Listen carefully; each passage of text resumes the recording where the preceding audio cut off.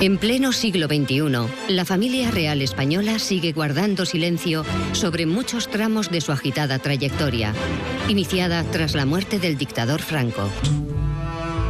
Uno de los secretos mejor guardados tiene precisamente a otra dictadura como protagonista, la encabezada por el militar argentino Jorge Rafael Videla.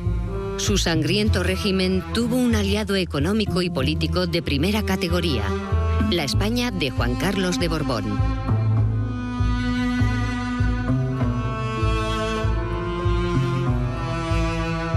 El periodista Danilo Albín, radicado desde hace ya tiempo en España, ha dedicado varios años de trabajo para reconstruir esta historia. Bueno, desde hace ya varios años iniciamos una investigación sobre las conexiones de la dictadura argentina en el exterior. De esa manera es que accedemos a una serie de documentos secretos que demuestran las relaciones hasta el día de hoy ocultas entre la dictadura argentina de Jorge Rafael Videla y la España de Juan Carlos de Borbón. Esta investigación nos lleva a una de las épocas más atroces de la historia de Argentina. Su punto de inflexión tuvo lugar la noche del 24 de marzo de 1976, cuando los militares derrocaron a la frágil democracia. A partir de entonces, la represión salvaje contra amplios sectores de la población se convertiría en política de Estado, de un Estado terrorista. Tras perpetrar el golpe, los militares argentinos aguardaron con inquietud los reconocimientos oficiales de otros estados.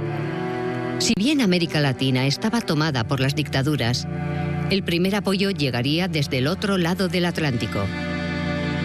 El gobierno del ultraderechista Carlos Arias Navarro, designado presidente por Franco y avalado por el rey, fue el primero en reconocer a la dictadura argentina, otorgándole la legitimidad que le negaba la ciudadanía. Bueno, tú no olvides que el rey Juan Carlos, que pues es una criatura de Franco, lo fue. Os pido que perseveréis en la unidad y en la paz y que rodeéis al futuro rey de España, don Juan Carlos de Borbón, del mismo afecto y lealtad que a mí me habéis brindado. Es natural que tuviera esas relaciones con Videla, porque Juan Carlos fue Franco quien lo colocó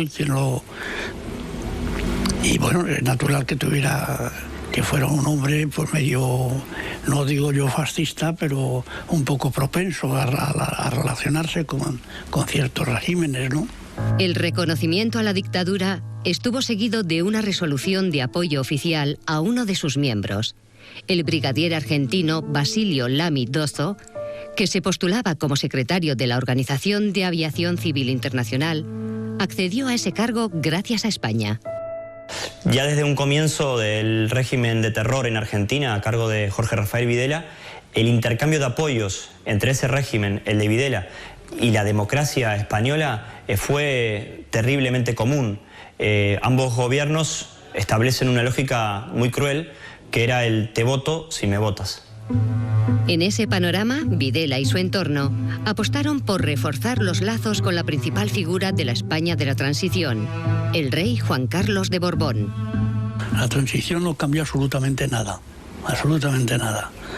Entonces no hubo transición prácticamente, más que nada fue una afirmación. Lo que llamaban transición no fue una afirmación del régimen, ¿no?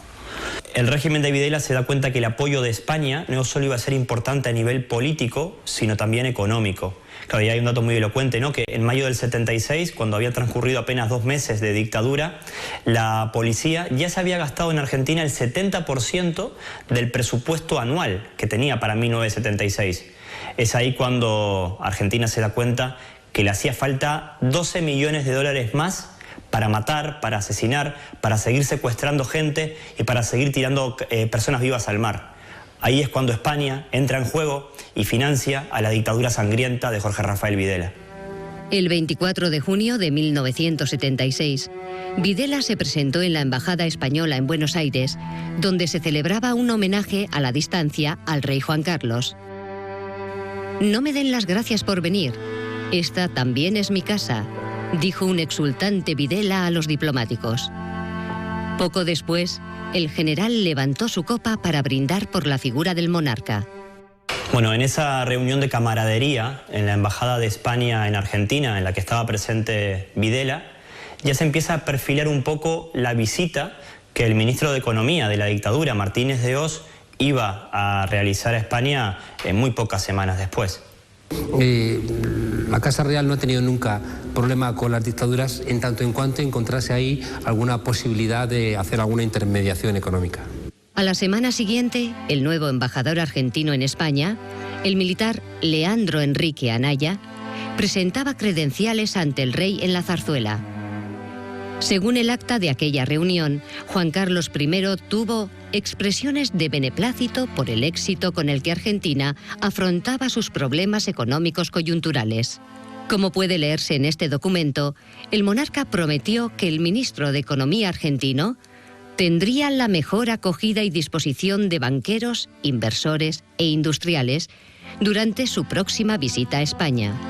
También adelantó que se concretarían operaciones comerciales y financieras con el régimen militar. La Casa Real ha sido siempre en España un lobista y en ese sentido, en tanto en cuanto pudiera intermediar en cuestiones de negocios, pues los derechos humanos nunca han sido un fuerte del rey Juan Carlos. Gracias a las gestiones realizadas por el monarca español, Martínez de Hoz pudo moverse con total libertad por los despachos más importantes e influyentes del país. Entre las personalidades que le abrieron la puerta se encontraba el propio Juan Carlos de Borbón, con quien se reunió en la mañana del 23 de julio. También estuvo con banqueros de la talla de los Botín, dueños del Banco Santander. Se abre, señores, un nuevo capítulo en la historia económica argentina. Coincidiendo con la visita del ministro argentino, la prensa española publicó unas declaraciones del banquero Botín a favor de la dictadura de Videla. Después de los recientes acontecimientos políticos acaecidos en aquel país, tenemos fundadas esperanzas de que se volverá a la prosperidad del pasado, pudiendo asegurar que nuestra organización allí, que incluye cerca de 500 empleados y 9 sucursales, está plenamente preparada para participar en el resurgimiento de aquella gran nación, declaraba el dueño del Banco Santander. Que estuviera financiando Botín o quien sea, pero bueno, eso se hace normalmente con toda la dictadura, siempre tiene detrás una cobertura económica, que es el capitalismo mismo, ¿no? El capitalismo más oscuro, pero siempre, no hay que olvidar que el capitalismo siempre es lo que está en el fondo de todo, ¿no? ¿Comprendes?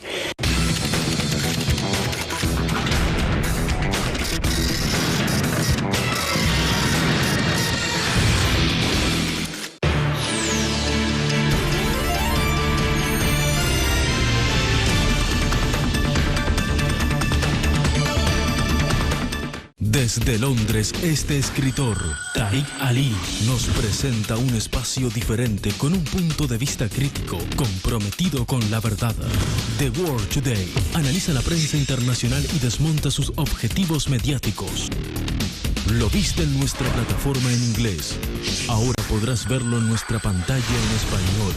Todos los domingos, solo por Telesur, la señal informativa de América Latina. Tifón Haiyan dejó a su paso muerte y destrucción. A un año de la tragedia, la falta de respuesta del gobierno ante los pasos a seguir hace que los desplazados caminen hacia un futuro incierto.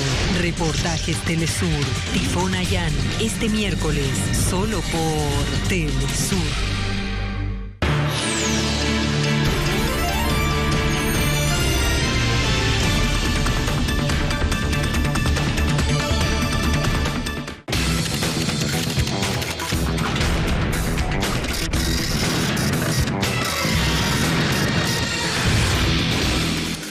Los responsables económicos de España y Argentina se volvieron a ver las caras el 1 de diciembre de 1976, bajo el agobiante calor de Buenos Aires. Ese día comenzaron las conversaciones secretas entre Martínez de Hoz y el ministro de Comercio español, José Lladó, quien había sido designado por el presidente Adolfo Suárez para negociar un millonario acuerdo con la dictadura. Ambos estados pactaron un programa de cooperación económica y financiera por un valor global de $290 millones. Como si esto fuera poco, se establecieron distintos tipos de crédito por otros 200 millones de dólares. En total, 490 millones de dólares para uno de los regímenes más sangrientos de América Latina. En España sabía que en Argentina estaban secuestrando gente, estaban matando a personas completamente inocentes simplemente por pensar diferente. Y España sabía que el gobierno de Jorge Rafael Videla estaba tirando gente viva al mar. El 29 de octubre de 1976, la sección de Asuntos Consulares de la Embajada de España en Argentina envía un informe a Madrid catalogado como muy reservado, en el que describe la situación que habían atravesado los ciudadanos españoles que habían sido secuestrados por parte de la dictadura argentina. El informe es realmente atroz. Allí relata cómo estas personas eran secuestradas normalmente en horas de la madrugada, eran tabicados, lo que significaba que se les cubría el rostro, eran llevados a centros de la muerte en los que se les practicaban salvajes torturas y a partir de ahí jamás se volvería a saber nada de ellos. Todo esto que estamos contando, España lo supo en octubre de 1976. En esas mismas fechas, otro matrimonio español caía en manos de la dictadura.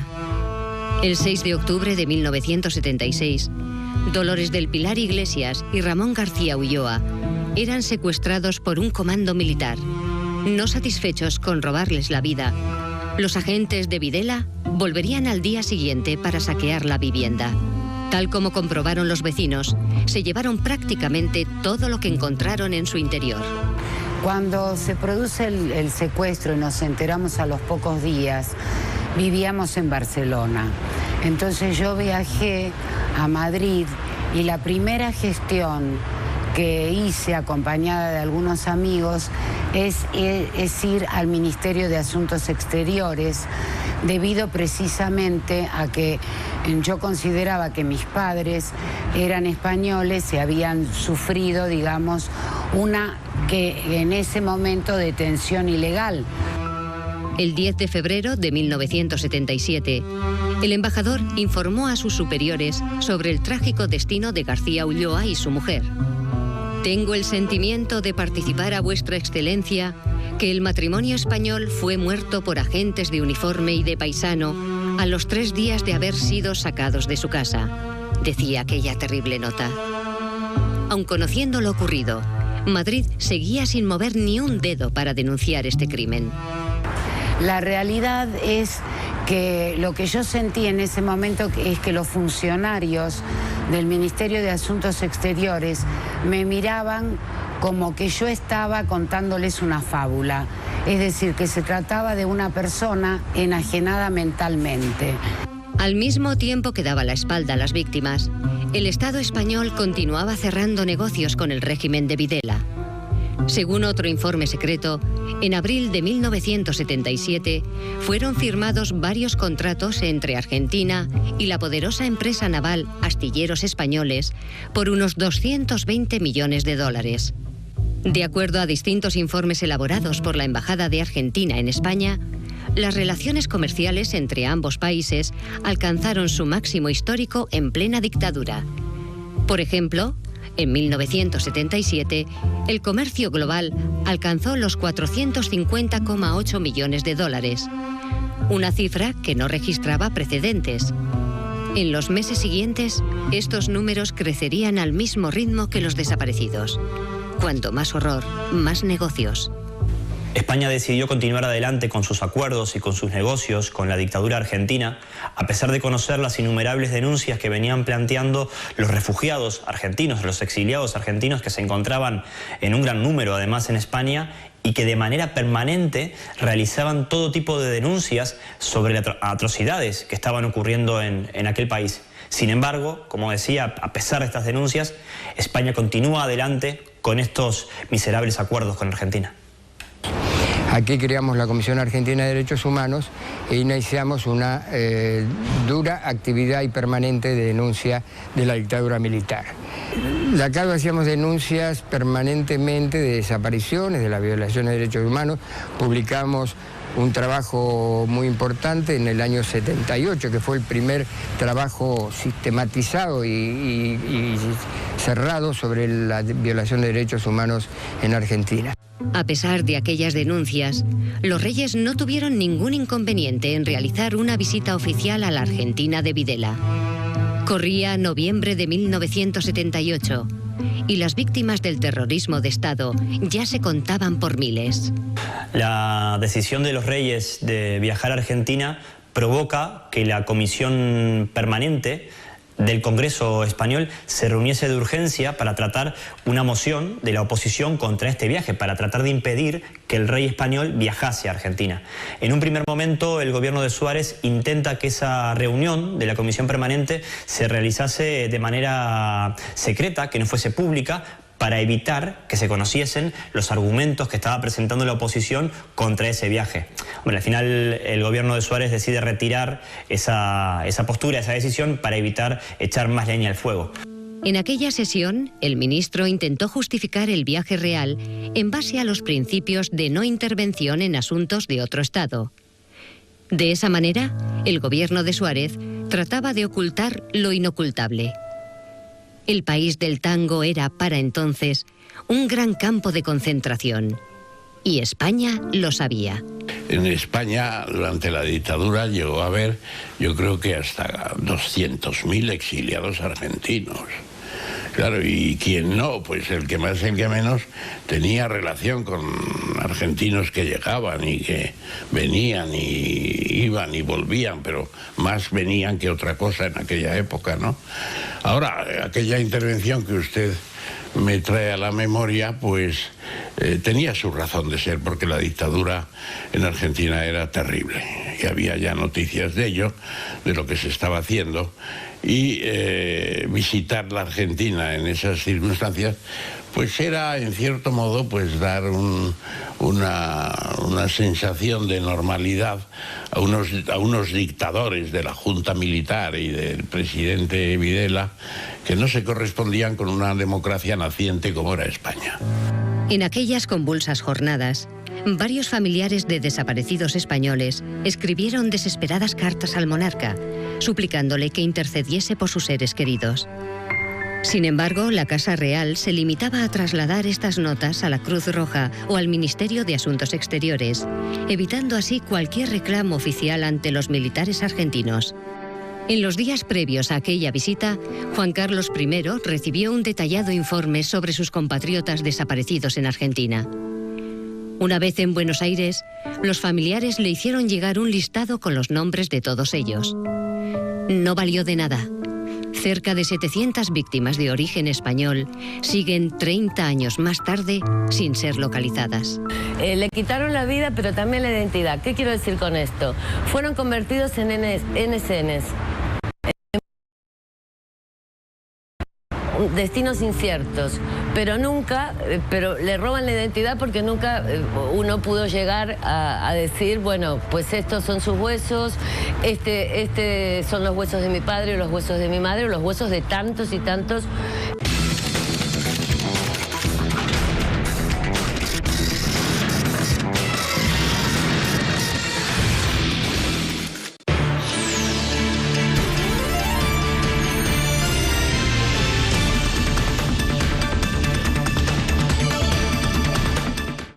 Telesur Weekly Roundup. A recap of the past week's top stories. Watch it on telesurtv.net/English. Tifón Haiyan dejó a su paso muerte y destrucción. A un año de la tragedia, la falta de respuesta del gobierno ante los pasos a seguir hace que los desplazados caminen hacia un futuro incierto. Reportajes Telesur. Tifón Haiyan, este miércoles, solo por Telesur.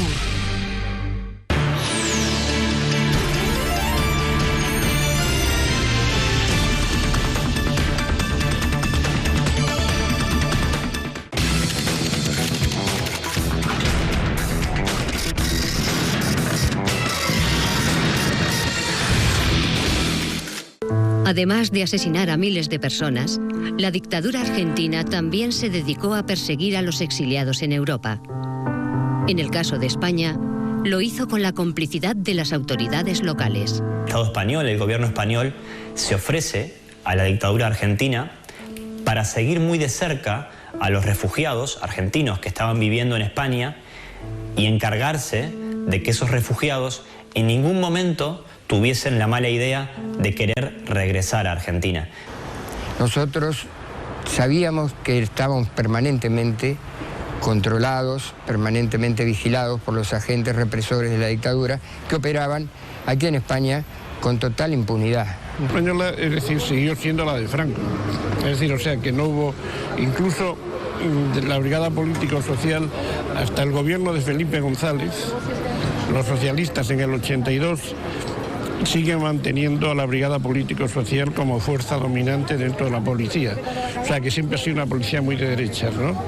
Los gobiernos de la derecha española y también los gobiernos llamados socialistas, ¿no?, de Felipe González o Rodríguez Zapatero, nunca han tenido problemas en relacionarse con gobiernos de América Latina que saqueaban, torturaban, incluso asesinaban a sus conciudadanos. No debemos olvidar algunos casos muy graves, como puede ser el asesinato en un apartahotel de Madrid de Noemí Gianotti de Molfino, una madre de desaparecidos argentina que fue asesinada por agentes de la dictadura de Videla en España en un crimen que a día de hoy continúa impune.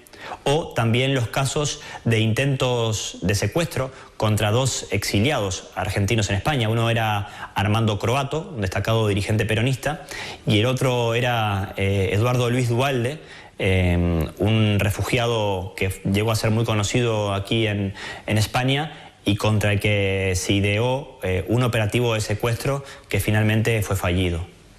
Esto demuestra en todos estos hechos la relación que había entre la dictadura argentina y sectores del gobierno. A mediados de octubre de 2014, el diario digital español Público avanzó varios aspectos de esta compleja investigación. Ha tenido una repercusión enorme desde Alemania a Rusia, desde Latinoamérica a otros países que realmente comprenden la amenaza del renacimiento del fascismo en el mundo. Queríamos testear a ver qué reacción había por parte de los involucrados en esta trama tan oscura, involucrados que por supuesto a día de hoy siguen vivos. El silencio ha sido la respuesta. ¿Cómo es posible que la prensa española no se haga eco de estas informaciones?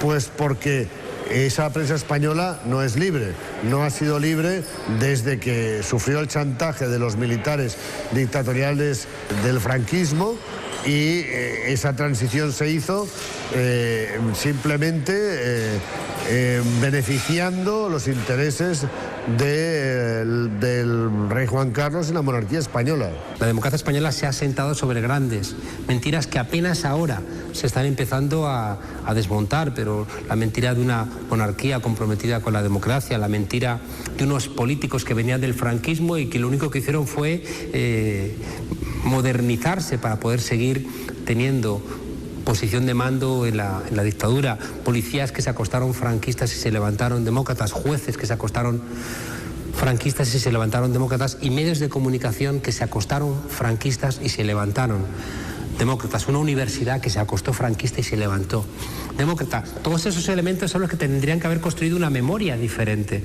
Esto, que es un escándalo en cualquier país democrático, en España pasa desapercibido porque España es un reino bananero.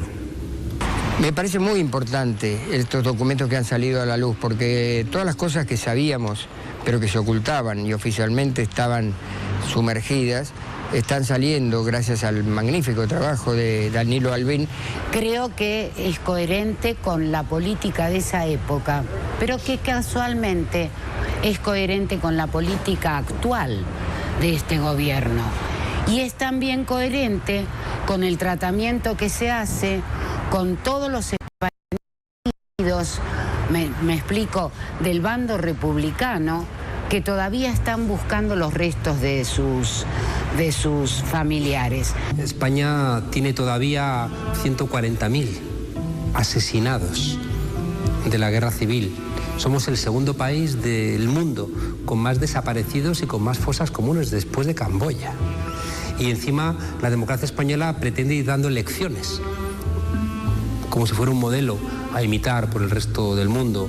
Creemos que ya es momento que el rey Juan Carlos, que ya no está en el cargo, pero que continúa aforado y que continúa protegido por el régimen español, o bien su hijo, que ahora ocupa su cargo, abran los archivos de la Casa Real, permitan el acceso y permitan que todas y todos conozcamos cuál fue realmente el papel de la democracia española en aquellos horripilantes años en los que tantos y tantos españoles cayeron y murieron en manos de un régimen tan sangriento y atroz como el de Jorge Rafael Videla. Sería muy positivo que desde los organismos de derechos humanos de América Latina se reclamase una responsabilidad penal a cualquier persona que haya colaborado con un genocidio. Y por tanto yo creo que sería muy conveniente que las víctimas, los hijos, familiares de víctimas, en las muchas dictaduras que ha sufrido América Latina, establecieran un protocolo incluso que concerniera a Interpol para pedir el apresamiento y la puesta a disposición judicial de cualquier persona que se demostrara que ha colaborado de la forma que sea con una dictadura.